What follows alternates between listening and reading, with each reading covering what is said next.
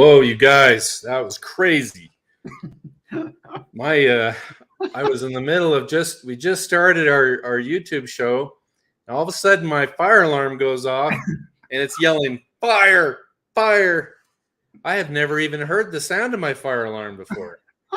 So I just get up and I just left and I ran out of my studio, and my wife's like got this towel and she's got smoke and she's going like this, and I'm like, holy crap, what is going on? She's like, it's okay. It's okay. Yeah. And pancakes? What was it? Pancakes. Pancakes. I guess they got a little bit smoky. So we're okay. I thought the whole studio was burning down and I didn't know. Man. Dude, that was nuts because then you just got up. That clip is going to be classic. You just get up and you run off, and I'm sitting here like, well, the broadcast. I didn't totally panic. I was like, whoa, gotta go. That's kind of like putting on your superhero suit. You know, it's like you go to business. Sure. So, yeah, you just beelined out of here. Yeah, I did not know what to expect. Oh my gosh. And I'm just blinking at the camera. Well, okay, it's been a great show. Yeah, we got a lot of comments. You got to read these comments. Got Whoa. 48. All right, so this is a perfect segue into my new painting.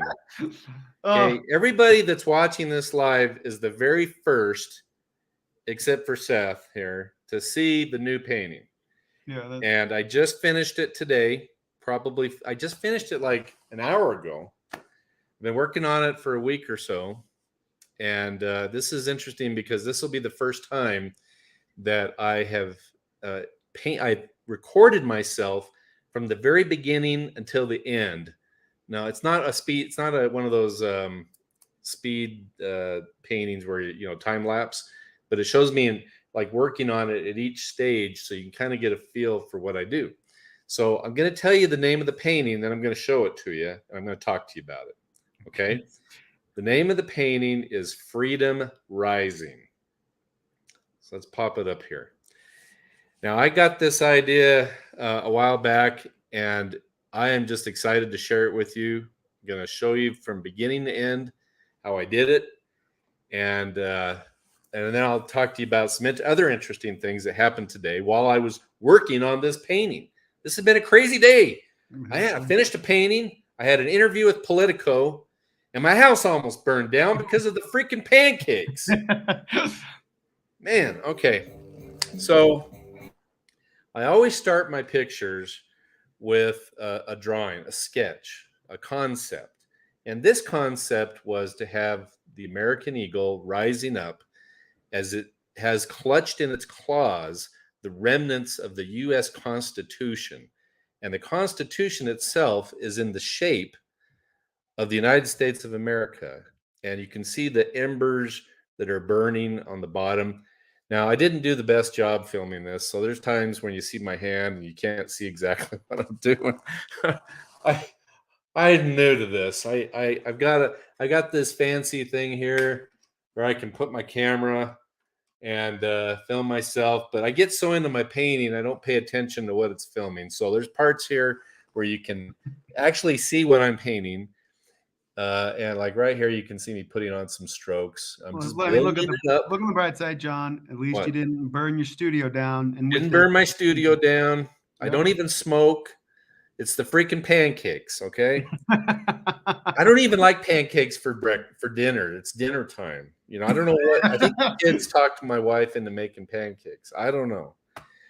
Okay, so anyway, I'm starting to lay in some of the foundation for the eagle and on the painting Freedom Rising. And the idea of this is that America, what is beautiful about America is the patriotism and the Constitution and all the founders and the people that have sacrificed to make this country great.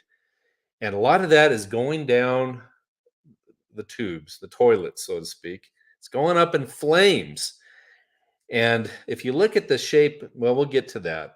You'll see some stuff on here. There's some more details.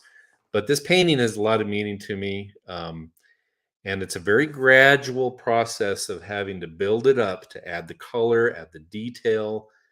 And I wanted that eagle to be just crisp and perfect. So this is the very early stages. It's kind of raw, but you'll see it kind of come along. So while that's going, if any of you have any questions, we'll pop those up there and I'll try to answer what you've got. But let me tell you kind of what happened this morning. I had an interview with Daniel Lippman, who is one of the Politico reporters in charge of the White House and Washington, D.C. That's his beat. And he had called me up and asked me for an interview.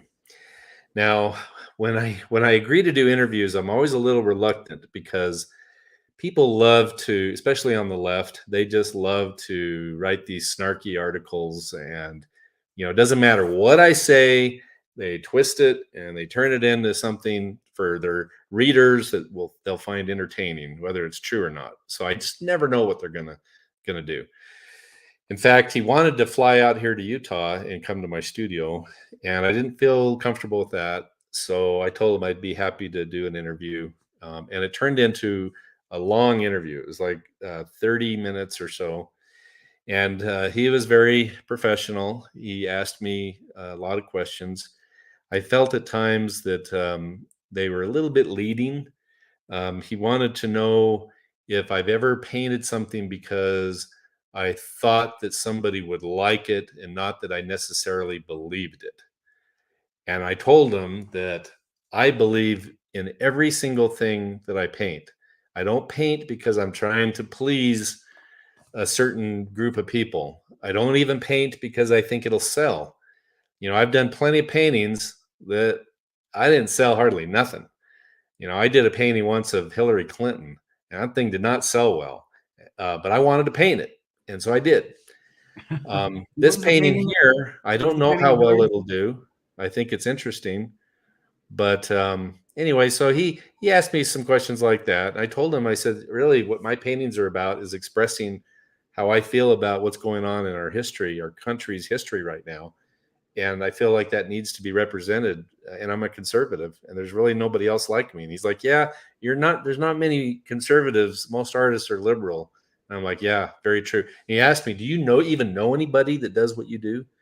I don't. There might be some artists out there that do what I do. I don't know.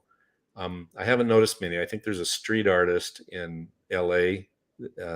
He's different than me, but he's conservative. And there might be a couple of abstract artists, and probably others I don't know of. But thanks, Rebecca. I appreciate that. So you can see that I'm starting the words on the Constitution, we the people. I'm using my tiny little brush, and I'm carefully trying to put that on there, and you can barely see what I'm painting because of the position of the camera. Sorry about that. Yeah, we got Mima had written nice shots of your hands. Yeah, isn't that great? You can see all the little freckles and the hairs on my hand, That's just wonderful. All right, so I sped ahead a little bit. You can see where I've drawn that in there with my best colonial calligraphy, we the people. Yeah, does this come naturally, or do you have to look at something to do that? If I can see it in my head, I can draw it. So I was looking at a picture of the Constitution. I just started putting it in there. But I really thought it was a cool idea because, the Constitution, it just feels at times that it's just barely hanging on. I mean, it's what keeps our country from falling into the abyss. We'd be pretty much like a lot of other countries if it wasn't for our Constitution. Although at times I wonder, if they're even paying any attention to it. Those protections, that are given to every person are guaranteed under the Constitution. But a lot of the different judges today are interpreting that based on their own personal beliefs. And that's where we are starting to have a lot of problems. Mm-hmm. And so I thought the idea of having it, the eagle clutching the top of it as it's lifted out of the fiery furnace, and the bottom of the Constitution, you can see it's got, well, I haven't got to that point yet. I haven't painted it yet, but there's going to be embers, kind of like it's burned up a little bit. And he saved it from just being about to be engulfed in flames. We got a comment from NFT friends. Yeah. Yeah, I've got a lot of originals here. I'd be like, hurry, honey, grab it. Get the big one. Come on. Yeah, if there was a fire, that's what would happen. One of those You'd have episodes of so Little many House originals. on the Prairie where they're trying to save the grandma's grandfather clock or something. Get outside. Oh, gosh. Anyway, it was fun to do this. And going back to Politico, so he asked me a lot of questions. He asked me my opinion of what was going on with Ukraine and with Putin, and my opinion of whether I think Trump will run, and who are my inspirations. I told him different artists I like, and I think he was surprised by some of my answers. It'll be an interesting article. It'll probably come out in the next week or so, and I'm sure it's going to have some crazy twist. The last thing I said was, I hope that you write a fair article about this that shows both sides. And he said something like, well, I'll do my best. Oh, we already got, Ken had said he will distort your words. Yes, he probably will. He probably will. But, I've been in this business long enough that I know that, if they're going to talk about you and show the work, then at least it gets people talking. And, people can decide for themselves when they see my paintings what they mean. And I told him, because he asked me, how does it bother you when people don't like your work or they say negative things? And I told him, no, art is in the eye of the beholder. We've all heard that before. And people see my paintings and they react differently depending on who they are and how they feel about the world around them. And so half of the people in the country, can't say enough bad things about my art. And the other half understand what I'm doing. Here I'm starting to lay in the embers around the edges of the burnt Constitution. Notice it's the shape of the United States of America, which I think is kind of cool. Okay, Mimi says, just very happy we can all laugh about the fire alarm. It could have been a real fire and not pancakes.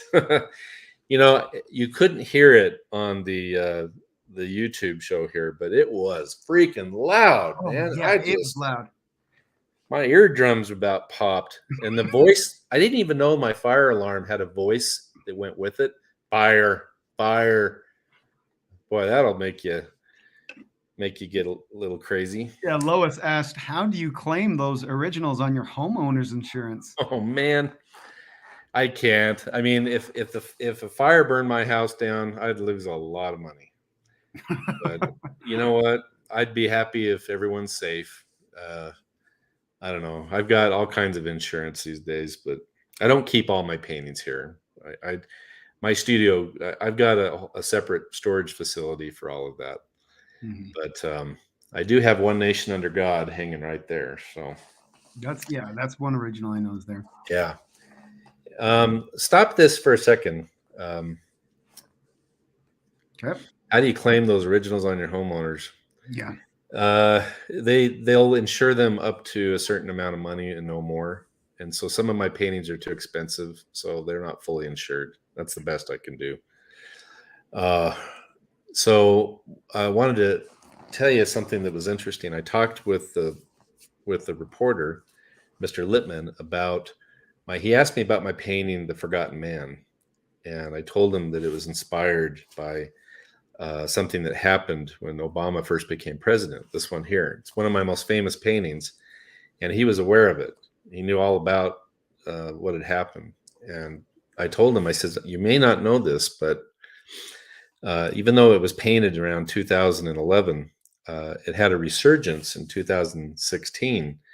Right before the presidential election, I sent an email to Sean Hannity mentioning that Trump had talked about the forgotten man and the forgotten woman of America.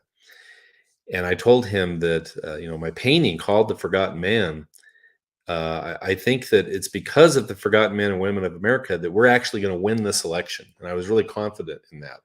At that time, everybody thought that Trump was going to lose. And then the day of the election, Hannity, all day long on his radio program, kept talking about the forgotten men and forgotten women of America, forgotten men.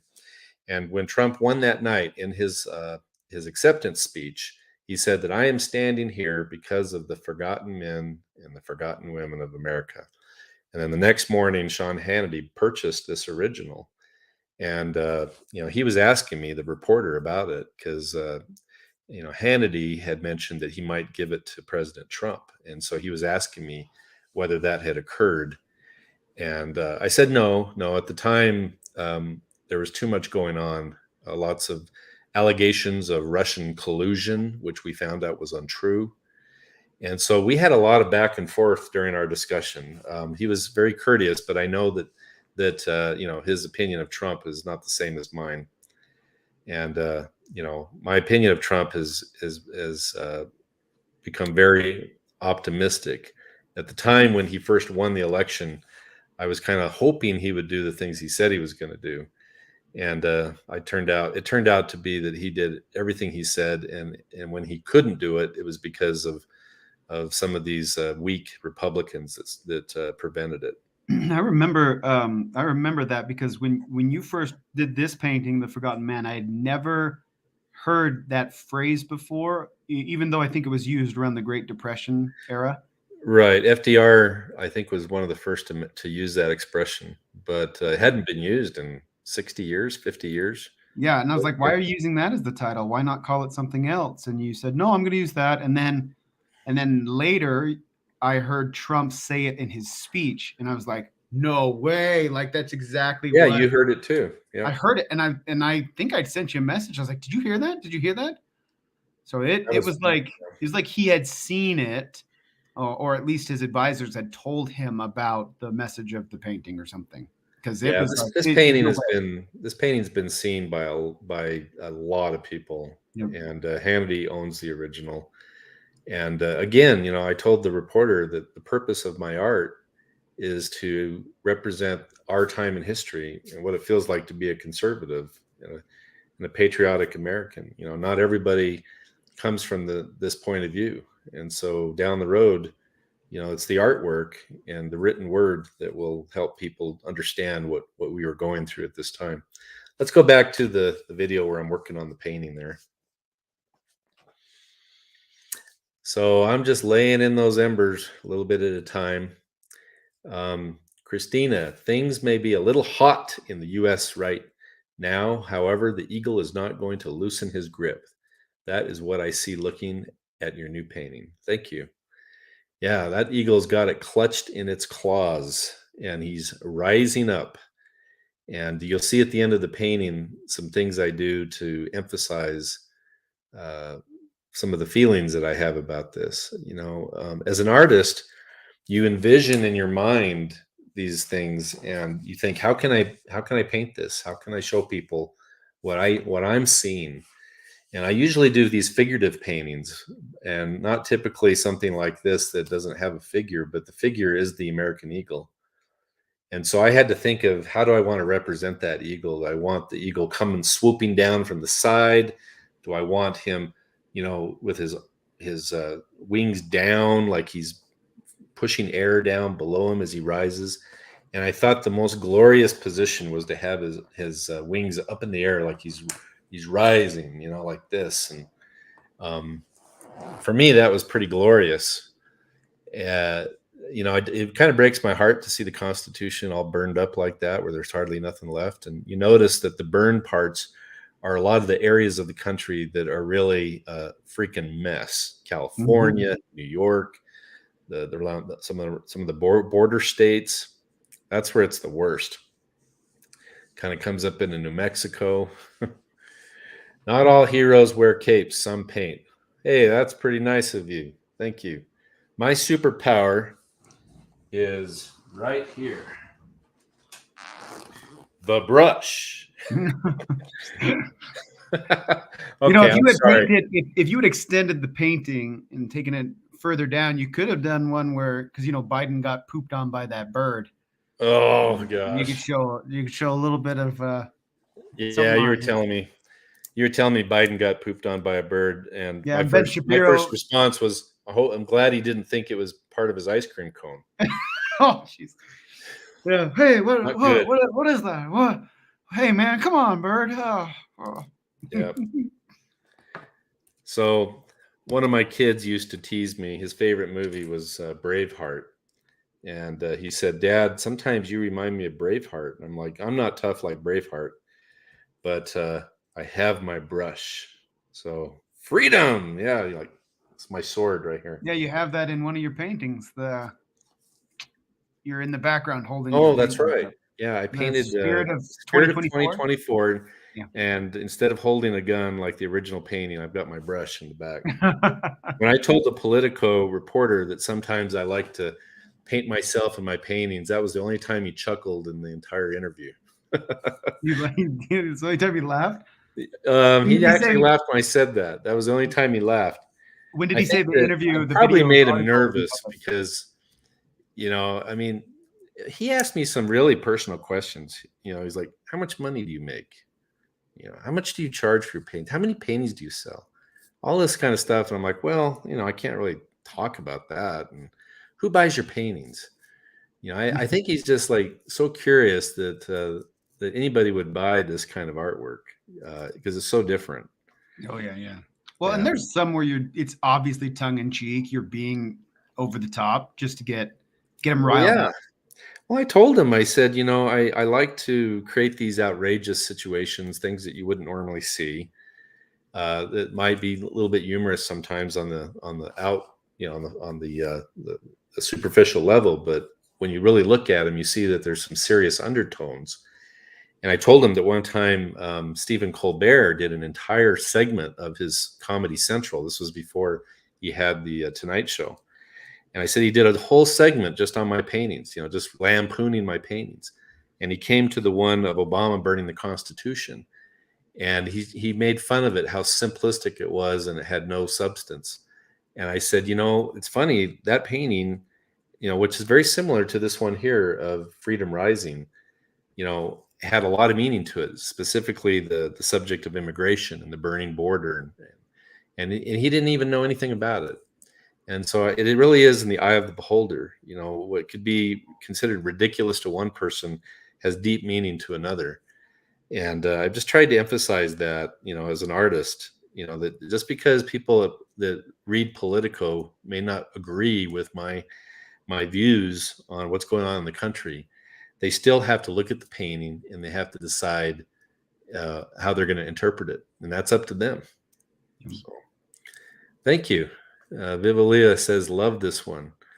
Well, it'll be nice to have it professionally photographed. These are just like with my smartphone, but when they're all done, I take them down to the place where we make the prints, and I have them professionally photographed that captures every nuance of the original, every bit of the color. You'll be able to see the detail in the eagle's face and just all the stuff about it.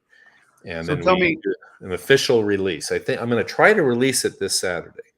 what's the overall message for you behind this painting? Why did you feel like you had to paint this one the way Just you did? hope, hope in America's future, freedom rising.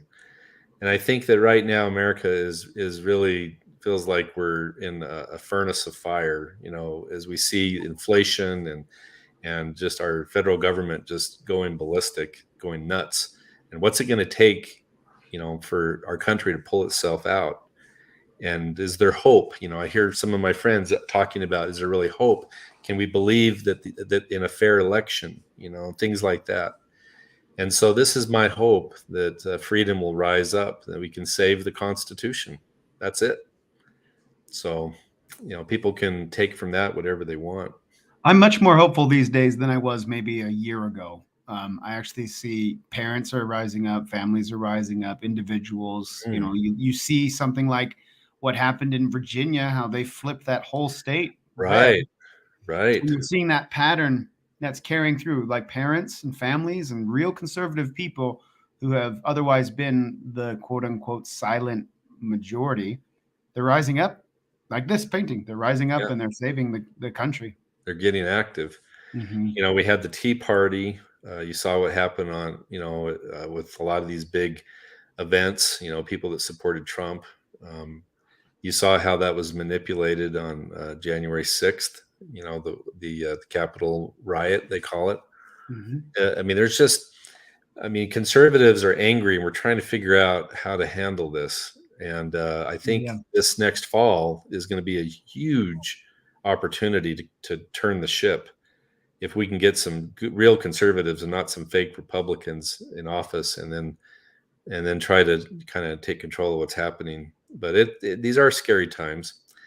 Okay, so here on the painting, I'm laying in these glorious clouds. You know, the eagle is rising into the heavens.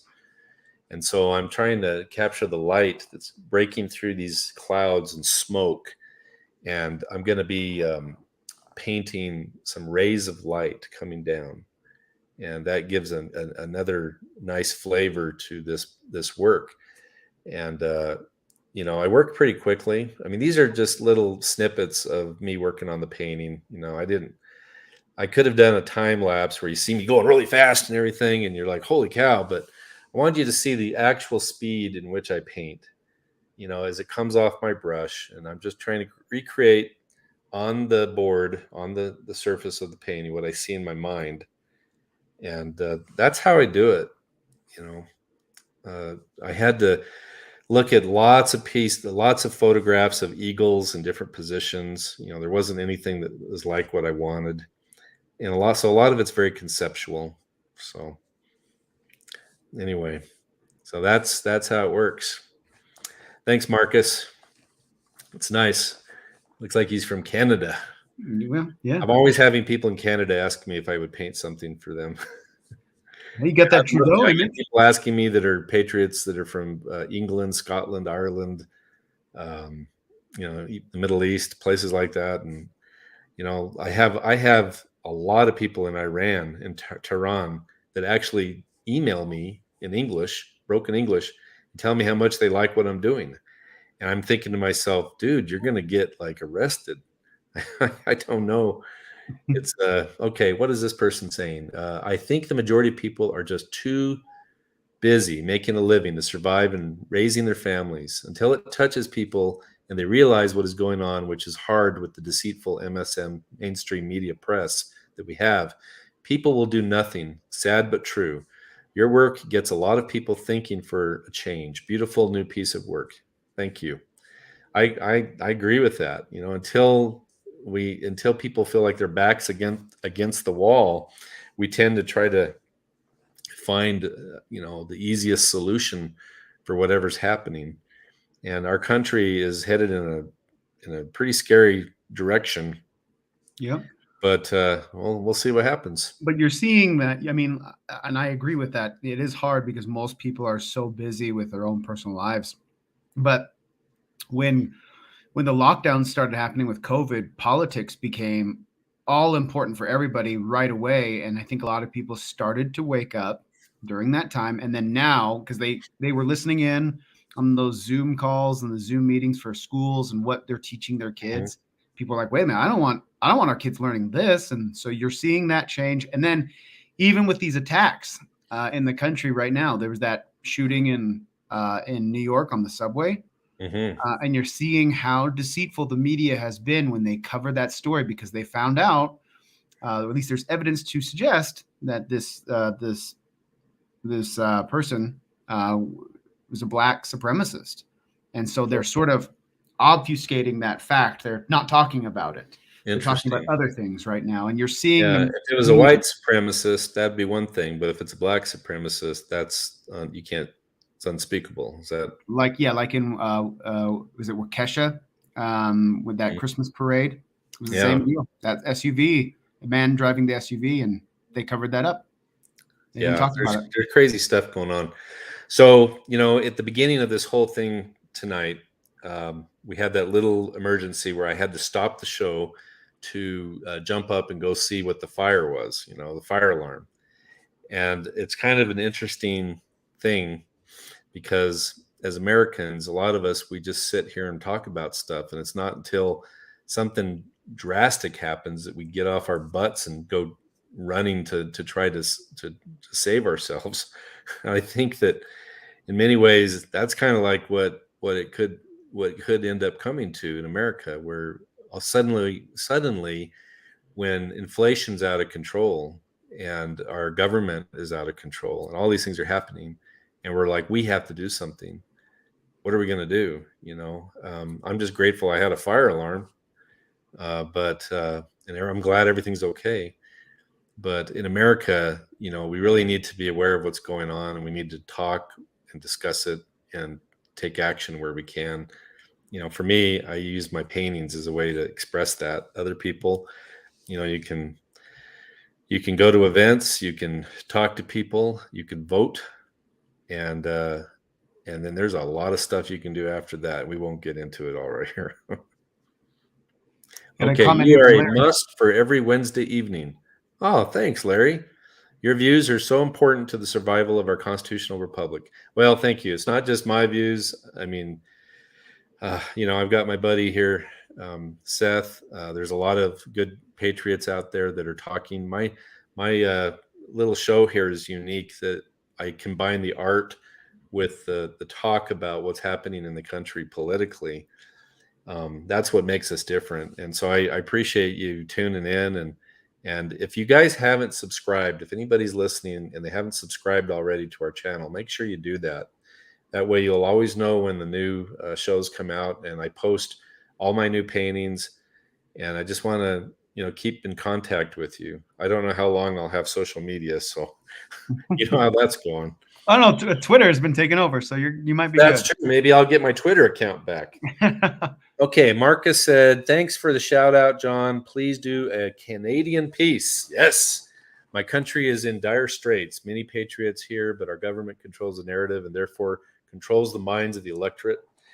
Yeah, I feel for my brothers in Canada. Seth, his family roots are in Canada, so we've talked a lot about it. It's scary because Canada seems to be a few years ahead of us where the United States is headed. And it's not a pretty thing when you see an elected, Trudeau, an elected official like that, the way he just completely acted like a tyrant and stepped on the rights of the Canadian citizens the way he did. It was unbelievable. You think we were looking at Cuba, right? Yeah, it makes sense. We'd see it. But hey, you could do a Canadian piece, a simple one where it's just a semi truck. And a guy standing on top of it with a Canadian flag. That's a thought. And a crowd of people cheering them on, because, man, there was nothing more inspiring than seeing that this year. I mean, that was incredible. The Canadian convoy. Yeah, that was really something. I mean, as bad as everything was there in Canada, it was really inspiring to a lot of people throughout the world. Yeah, the way those truckers and Canadian people stood up to him.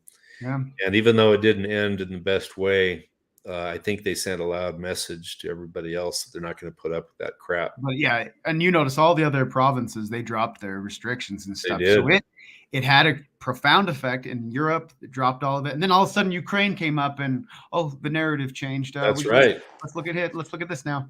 Yep, that is correct. So a lot of stuff going on in the world. I mean, we don't know month to month where we're going to be. Inflation is pretty much out of control, and they're saying that it's just the beginning of the price changes we're going to see. So it's going to get worse. I don't know how that's going to affect a lot of people's pocketbook, but it's scary. The one thing we got looking forward to is that election in November. So, yeah. And I got lots of paintings coming, a lot of paintings. I got at least 7 or 8 planned. So I will try to keep those new ones coming out, try to do a better job of filming those in the future so I can show you. Will you put that painting up again? Yeah, Seth, sure. One I just finished. Oh, the eagle? No, not that one. Yeah, there it is. It's called Freedom Rising, and it will be available on Saturday, I believe, if you want to purchase a copy. And anyway, I really appreciate everybody tonight. It was a lot of fun. House didn't burn down, and we'll talk to you all next Wednesday. Thanks.